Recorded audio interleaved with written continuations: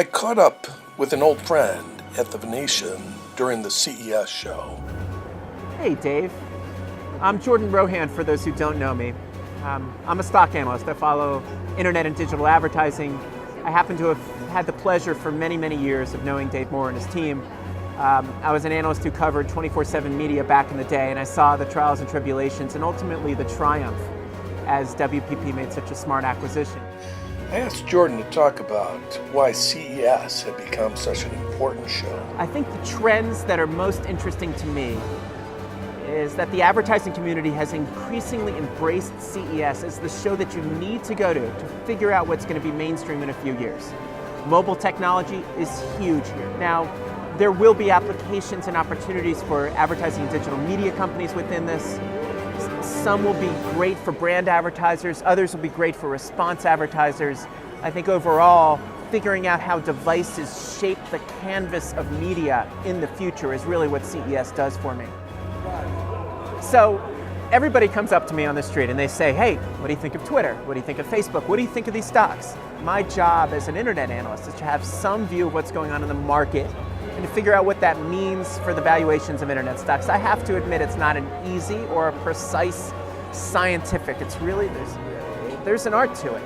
Second, last summer, Facebook had a fantastic quarter and has followed through with some pretty strong results, driven by mobile advertising, of course. What that does in any cycle, you need that one stock, that bellwether, to define the limit of valuation. Facebook now has a healthy valuation multiple.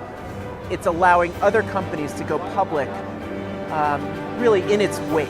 And I think that's another second, really important second thing that defines this market. We have that bellwether company. This summer was fascinating. In the beginning of the summer, a couple ad tech companies, mostly video-focused ad networks, tried to go public. They went public and their valuations got crushed. There was a collective sigh of disappointment in the online advertising ecosystem. And then out of nowhere, you had the IPOs of Rocket Fuel first and Criteo, a French company focused on retargeting, second. Those IPOs went spectacularly well. The valuation multiples on those companies are quite healthy. And so there's real confusion right now.